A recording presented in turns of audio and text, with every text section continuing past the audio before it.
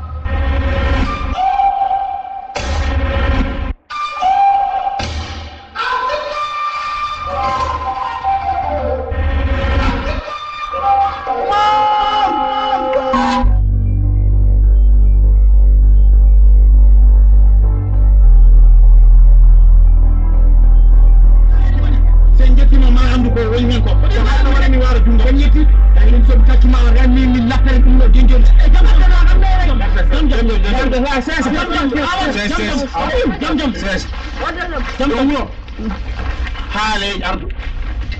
arɗo min komi mawɗo kilifaɗo ɗaminimi koye guesam kala ko dañomi waɗe guesam arɗo nanga ha nayi mum tan heɓa galle mum lelo sodda nayi paya to wuuro nde o noddi min jaddi guese makko o wi kam nayam ñaami guese makko mi ƴewmi noon ko kolse beyi tawmi toon mi tawani toon kolse nayyi on toñanimi jom an kam arɗo holsere mbewe fangude e holsere nagge mawɗi meɗi faalide o sikara ko min jeeyi beydi mi jeeya beyi o meyɗan jogui arɗo waɗi hangue holsere mbewo e holsere nagge guila dawa dawi meeɗa fayidede simo mbiɗa ko baali yo e kolse muɗeɓi toñodirde kono mbewa e nagge ɗum dewmi e joni ta toñƴo mbaɗen mosala e nder koye men on gardi ha ɗo on tawi ɗo kadi baɗi ɗum mi kalanno haala ko faari e bonande ko faari kadi hakkude jiiɗo yummo e baaba woni joom jawdi joom guesa ɗum tawɗon ɗo miɗen mbaɗi baɗu e subaka ɗum tawɗo miɗen jewta Allah addi min gonɗo ko felde Amos o meeɗa kañum arde e tawede ganduɗa hoore ma hoɗum Allah waɗi addimo ɗo o waddimo ɗo aɗa bonni Amos o nani mbadde mosala ha ƴewtata mbawa yakodirde ko joomi o endam onon fof on goto on jiiɗimo e baaba toon mbawa e on saaha ƴewne mbaɗɗen Nani jaman ma wuro sira to mo la ke ala nen ijam won ayi wuro ni